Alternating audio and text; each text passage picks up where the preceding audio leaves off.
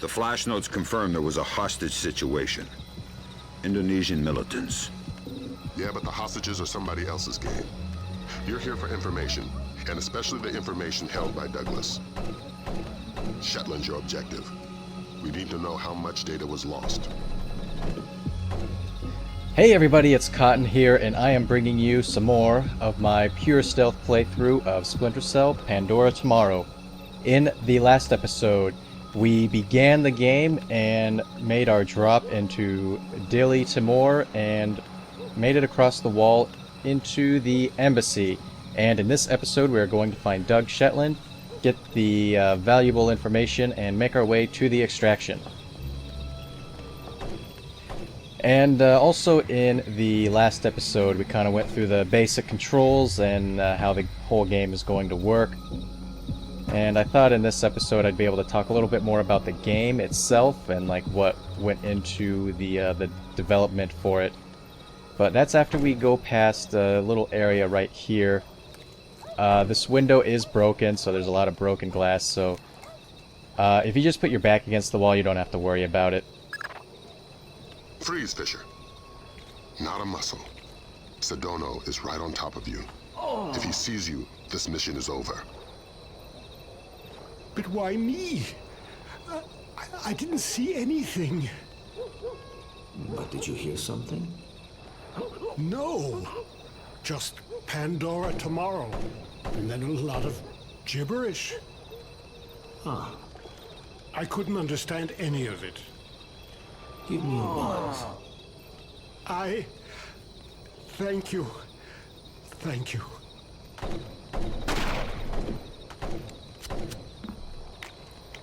Is Shetland safely separated from the others? Absolutely. Kim doesn't open the door unless I radio him. We should break his fingers if we want him to talk. Yes, maybe. But do it quietly. And slowly. Yep, you shouldn't have said anything, dude. That's what you get. But right here, yeah, you can just do the SWAT turn. Kind of, whenever you need to do the SWAT turn, it's always, like, super obvious. Which, yeah, I don't really care for that too much. But all you need to do is just continue along here. But like I was saying about the game, let me see here. The game was first released in March of 2004. It was released March 23rd on the Xbox, and then it was released June 16th for the PlayStation 2, and then July 20th for the GameCube. And it was released just a few days either before or after in Europe. After or before the North American release. Now here you can either climb all the way around down the pipe, and there's a door right there you can go in, or you can drop down right here and go through the window. Idiot. Where is the disc? And so this is a spot where you can't get past it without taking this guy out, so I'm just going to take him out. Well, remember, we can't kill anybody, so you just have to grab him and then knock him out, so don't actually shoot him. Because remember, that is a requirement. You are not allowed to kill anybody, so just knock him out. He drops a satchel. I don't know what it... Oh, some ammo. There we go. That's nice, so we can reload. Alright, there we go. And then we can talk to Shetland. Douglas, it's been a while. Fisher? My God, man, you're getting old. You still in one piece? Where are the rest of the SEALs? I'm working alone. Haven't been Navy for a decade. Then who you with? I'm here on damage control. Just came to smash your computer. Thank God. Oh, should I say the CIA? Keep guessing. I tried to destroy it, but who knows how much data they were able to pull down. I've consulted on security for targets all over the world. Who do you work for? Delta? No. Staying anonymous. Uh-huh. Maybe you've got a use for this storage device I pulled off the gorilla I killed. Thanks. How'd you hide it from your guard? Just wash your hands when you're done with it.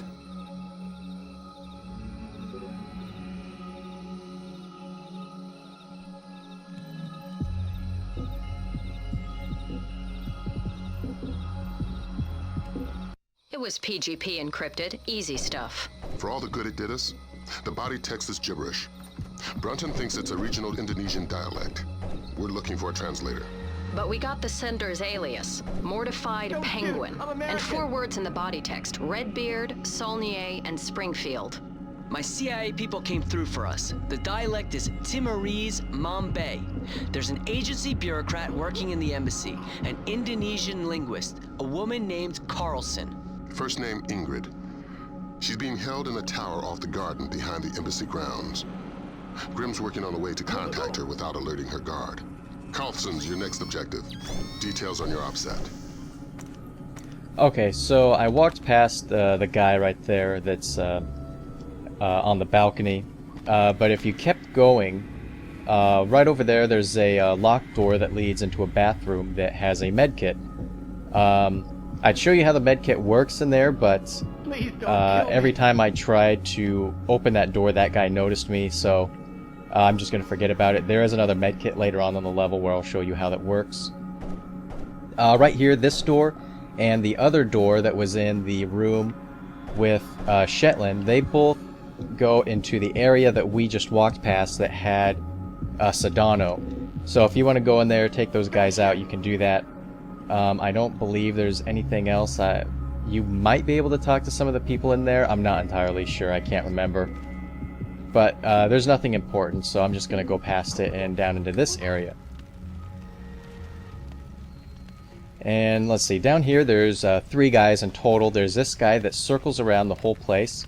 And then there's those two guys right there just kind of, I don't know, looking at the ground, kind of doing something. I don't know. But in order to get past them, you're going to need to do the SWAT turn. You want to come against here, and then quickly do the SWAT turn right over there. And, yeah, they won't be able to notice you. And so, let's see, where's the other guy? I think he pauses right there. Yeah, he pauses, like, right in between there. Okay, but let's see. What you need to do is probably wait for that guy to go a little further down. But you want to shoot out that light. And that'll make one guy get up and kind of look around. But he doesn't actually look around. He just goes and sits, or stands in front of that door over there. But you needed to shoot that light out so that you can sneak by here without being seen. So you can sneak past this guy, you don't have to worry about the other guy that's walking around, and you go into the next area without any problems. Now you might freak out a little bit because there's a lot of light here, but there's nothing to worry about. There's only one person to worry about, and you need to be in the light in order to avoid him.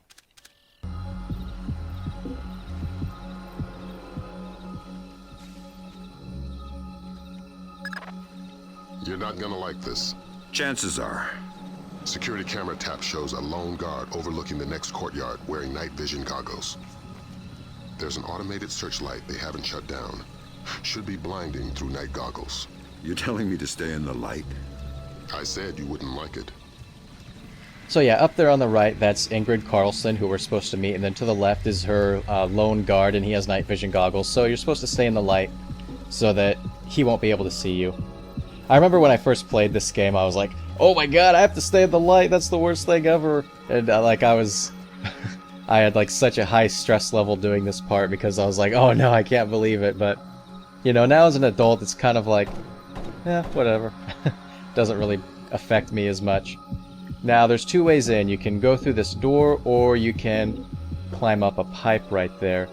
There's a pipe right where this light is. It will lead all the way up to Ingrid's room.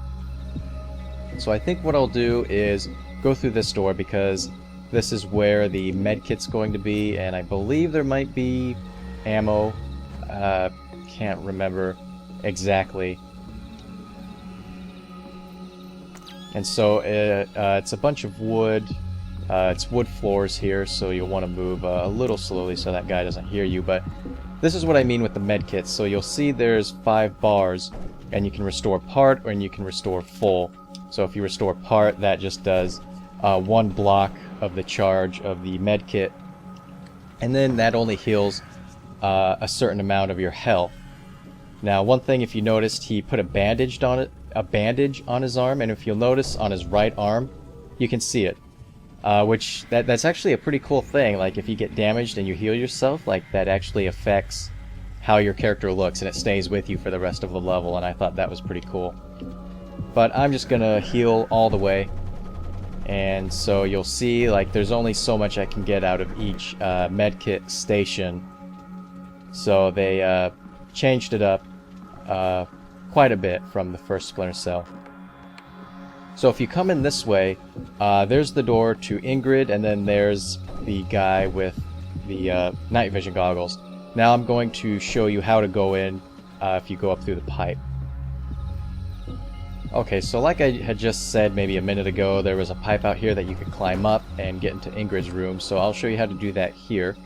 It's just the pipe, and you can just climb up, and you'll be in enough darkness that, or well, I mean, you'll be right outside of this guy's peripheral vision, and he just does not see you, nor does he hear you, and yeah, you can just climb along over here. And then drop down quietly, and you'll find Ingrid. Ingrid. You must be my blind date. I hope the bit with the flashlight helped. It did, thanks.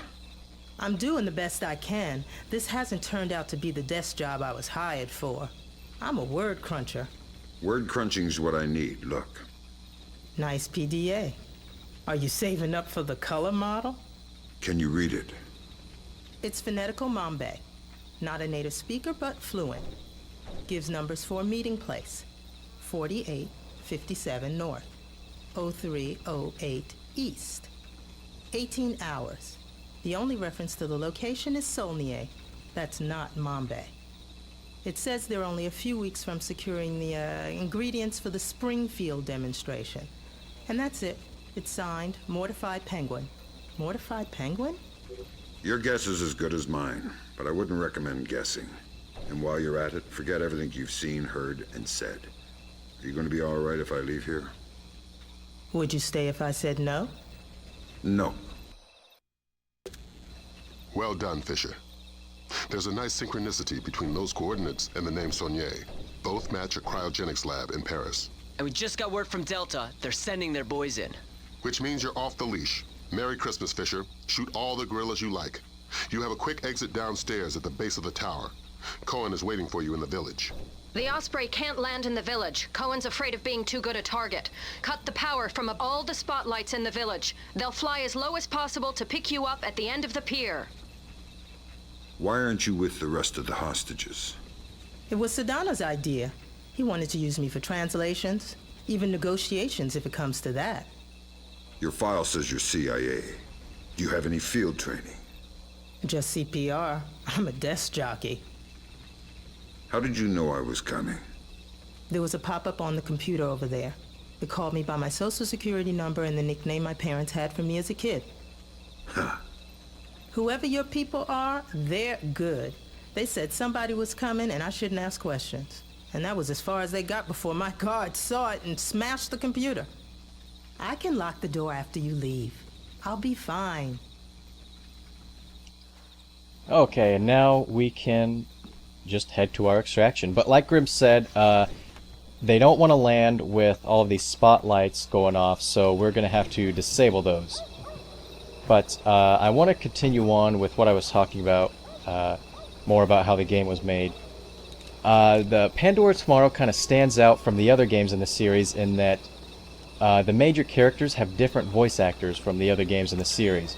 Now this is excluding Blacklist, that is going to end up screwing everything over in terms of voice actors.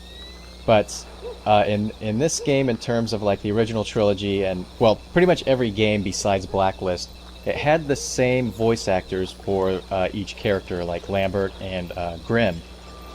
But let's see. First, while this guy's walking away, we want to take out this little lantern, and then I'll wait for him on his way back to climb up the ladder. But in all of the regular Splinter Cell games, Lambert is voiced by Don Jordan. And Don Jordan, he never really did anything too remarkable. Probably playing Lambert is his most famous and biggest role. In Pandora Tomorrow, Lambert was voiced by Dennis Haysbert, and that name might seem familiar to some of you because he is the guy that's in the commercial for Progressive. He also plays a character in the TV show called The Unit, and he was also a major character in the TV show 24. Hey, leave that on! And so, let's see, this guy noticed, so I think he just ends up looking around, and that's my chance to walk past him. Or maybe not. Let's see, now he's going to continue on, so I think I'm going to have to whistle to get his attention.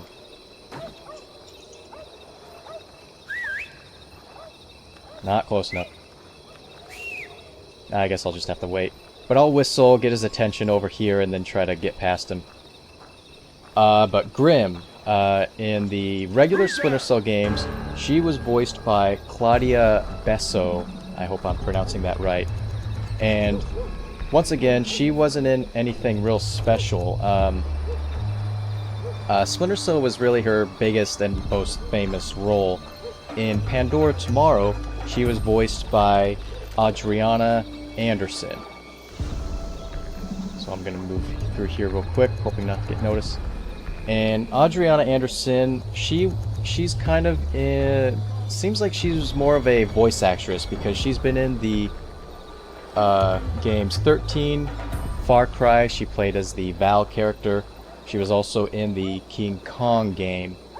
So she was the only one where I actually found kind of a, you know, big portfolio on her.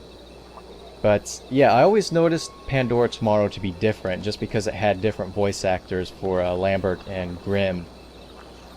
Now of course they kept the same voice actor for Sam.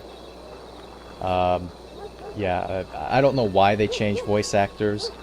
I know this one was this game was made by a different Ubisoft company, or location, I guess I should say. And shoot, I need to take out the there's another lantern on this one that I need to take out. I think I have to wait until I actually climb up there to shoot it. I don't think I can actually get an angle from down here anywhere. But yeah, I mean, I always noticed that right away. I was like, yeah, Grimm and Lambert sound different, and yeah, I finally looked it up and saw, like, yeah, this is, you know, this is like the only game in the series where they had different voice actors. Of course, Blacklist is going to change that. There's going to be a different Sam Fisher and different Grimm voice actor and voice actress. Which I shouldn't be talking about Blacklist too much. It's coming out soon, I believe, in about a month and a half, maybe a couple months. But yeah, I'll talk about Blacklist once it comes out. Yeah. There's no reason to sour this playthrough with talk of new Splinter Cell games, so I'll just leave this one to, you know, this game. I'll leave talking about this game to this game. I don't know where I'm going with this. Yeah, but right here we're actually like at the end. So there were only 2 spotlights we had to take out, and it's really wasn't that big of an issue. So this guy's been busy just kind of looking around, trying to figure out who shot out this light. And now I think he's back to his regular schedule, so I'm going to climb down here and get out of here. And there we go. After you've done that, you are clear to go. You can run if you want to. You can see the helicopter way in the back there. All you need to do is just get on the boat, and then that will end the mission. End the mission. And Sam just floats. Because he is a magician, I guess. Intelligence recovered from Shetland's Palm Top revealed links between a possible enemy agent known only by the email alias Mortified Penguin and Saulnier Laboratories, a cryogenics research lab in Paris. And with that, I will end off this video, and in the next episode, we will be making our way to the Saulnier Laboratories in Paris. I will see you guys then, and thanks for watching.